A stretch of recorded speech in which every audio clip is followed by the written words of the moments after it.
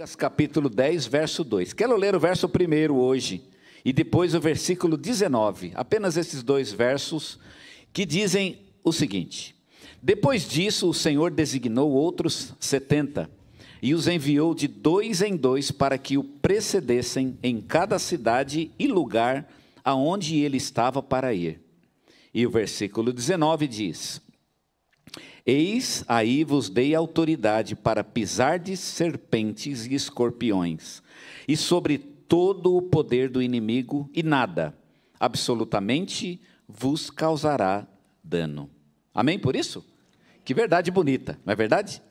Jesus, ele tinha, quando viveu entre nós, no início de seu ministério, ele fazia tudo sozinho. Ele curava, ele pregava, ele assoviava e chupava cana. Não é? Ele fazia tudo. E aí um dia o Senhor Jesus percebeu que o trabalho era muito grande e muito difícil.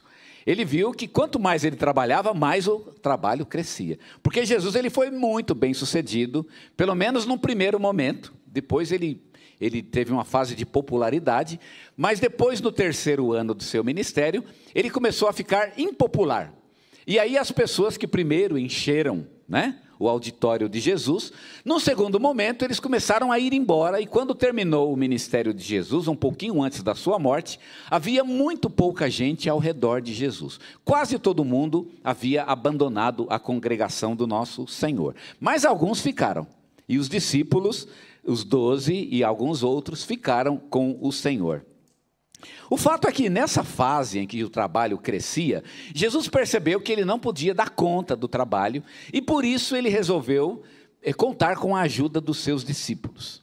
E aí ele chamou os seus discípulos em duas ocasiões.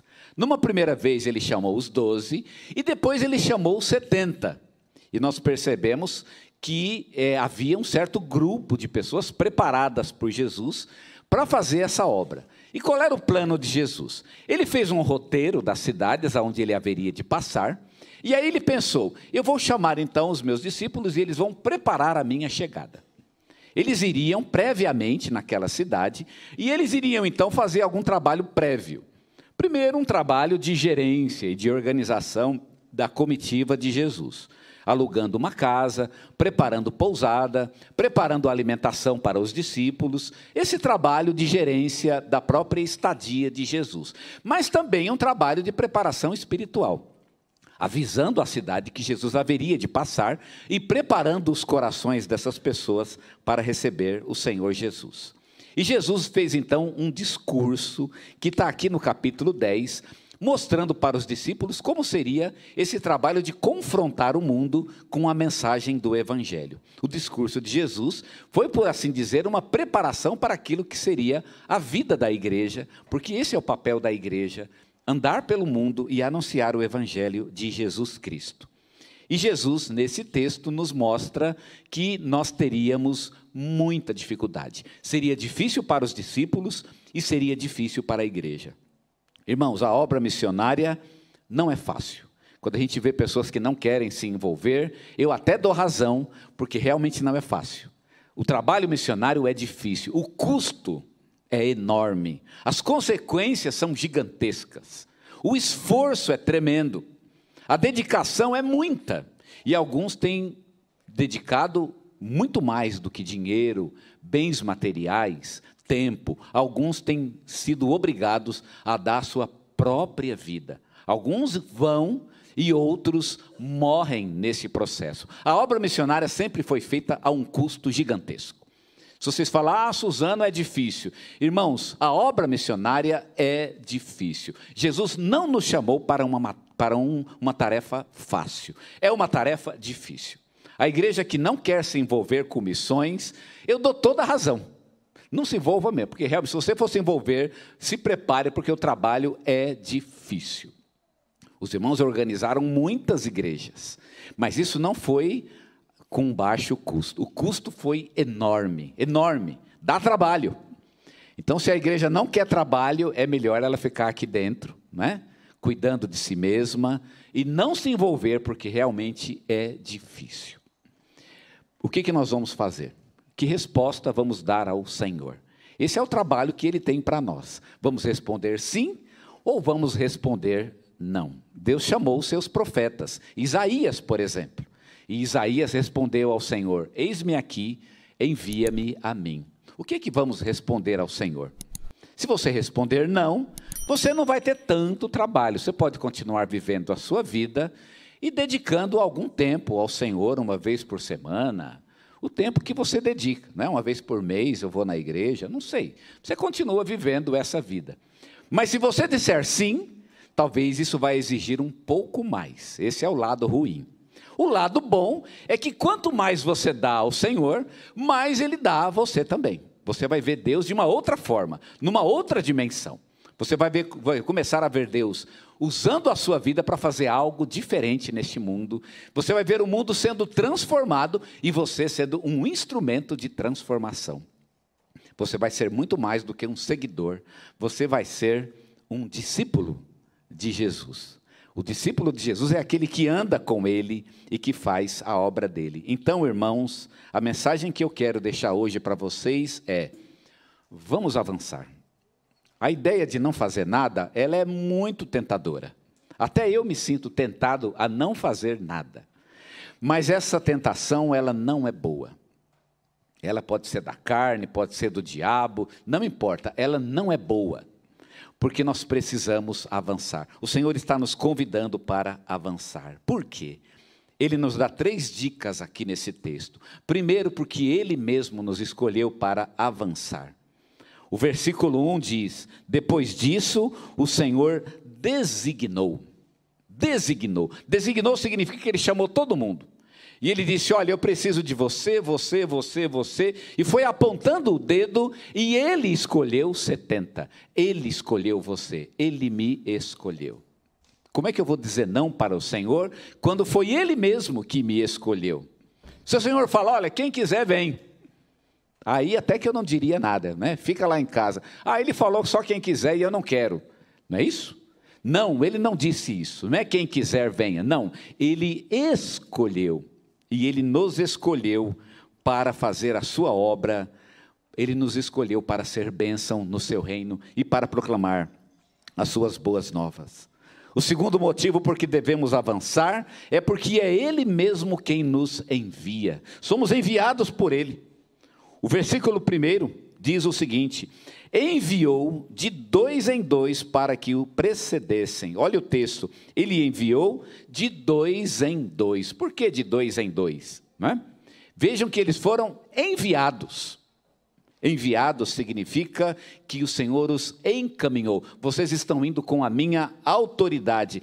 Vocês são meus enviados, meus representantes. Somos representantes de Cristo enviados ao mundo. Essa é a nossa missão. A própria palavra apóstolo, ela é formada por 2 palavras gregas. O apó e o verbo stelo, de onde vem o apostelo ou o apóstolo, que significa aquele que é enviado de alguma parte. O apóstolo significa da parte de, né? Significa de algum lugar, que vem de algum lugar. É aquele que é enviado por alguém, ou aquele que é enviado de. Somos enviados de Cristo. Ele nos enviou. Ele nos deu uma missão e Ele mesmo disse: vão. É por isso que um dia precisamos voltar, como os 70 voltaram, e vamos prestar o relatório ao Senhor, porque fomos enviados. É diferente, por exemplo, vai ter um aniversário aqui da igreja. No final do mês, por exemplo, tem aniversário da Igreja Batista, aqui da Vila Demage, né? Do Jardim do Demage. Podemos enviar alguém. Você, vou lá se eu quiser, sim. Mas se eu disser para você: olha, você é um enviado da igreja, o nosso representante, e se você não for, vai ficar muito feio. Aí vamos chegar domingo: como é que foi lá, irmão? Eu não fui, aquele dia estava passando um filme bacana na televisão, e eu resolvi não ir. E não é feio um negócio desse? Você é um enviado, você não tem como não ir. Nós somos enviados por Jesus. Nós não podemos deixar de ir. E observe que o texto disse: nós somos enviados adiante de Jesus. O texto diz que Jesus os enviou, os discípulos, para irem adiante de si. Eles vão preparar o caminho do próprio Senhor. São representantes de Jesus. É por isso que precisamos avançar. E por fim, precisamos avançar porque é o Senhor quem nos capacita. Somos capacitados por Ele. Ele nos deu tudo de que necessitamos para termos sucesso nesta obra. É muito lindo o texto do versículo 17, que diz: quando os 70 regressaram, possuídos de alegria, diziam: Senhor, os próprios demônios se nos submetem pelo teu nome. Eles viram uma coisa que eles nunca imaginaram que poderiam ver. Foram capacitados por Jesus para fazerem isso. Ah, mas eu não posso. Eu não tenho sabedoria. Eu não tenho condição. Eu não tenho tempo. Eu não conheço ninguém. Eu sou fraco, sou doente. Nós podemos inventar 1000 desculpas, mas a nossa capacidade vem do Senhor. A gente não precisa fazer nada. Compartilhe o Evangelho, e só. O Evangelho é poder em si mesmo. A dica é que a gente conte a experiência da gente, né? Conte a sua experiência, como você era antes de conhecer a Jesus, o que aconteceu com você, e agora como é que você está se sentindo. Pronto. A nossa experiência é o testemunho mais poderoso que as pessoas precisam ouvir. Elas precisam de Jesus. Não é uma questão de incomodar pessoas, não. Irmãos, o mundo está difícil. As famílias estão divididas. As drogas estão correndo soltas. As pessoas são infelizes. E nós temos a solução. O Cristo que habita em nós e que podemos compartilhar. O que vamos responder ao Senhor? Vamos responder sim ou vamos responder não? Eu quero que você abaixe a cabeça e ore comigo. Senhor, não podemos, ó Deus, dizer não para Ti. Depois que o Senhor nos enviou, nos chamou, nos convocou e nos capacitou, o que vamos dizer para o Senhor? Só podemos dizer sim, Senhor. Nós vamos iniciar este mês falando do nosso compromisso neste mundo, que realmente possamos assumi-lo, Senhor. E como igreja entender que o nosso papel neste mundo é ser bênção na vida das pessoas. Tem tanta gente destruída, Senhor. Tanto coração quebrado neste mundo. Tanta gente que chora amargamente aquilo que o pecado e o próprio Satanás fizeram em suas vidas. E aqui estamos nós com a solução. Senhor, coloca essas pessoas na nossa frente. Ajuda-nos a encontrá-las, ó Deus. Pessoas amadas do Senhor, em quem o Senhor quer trabalhar. Vidas que o Senhor quer transformar. Famílias que o Senhor quer reconstruir.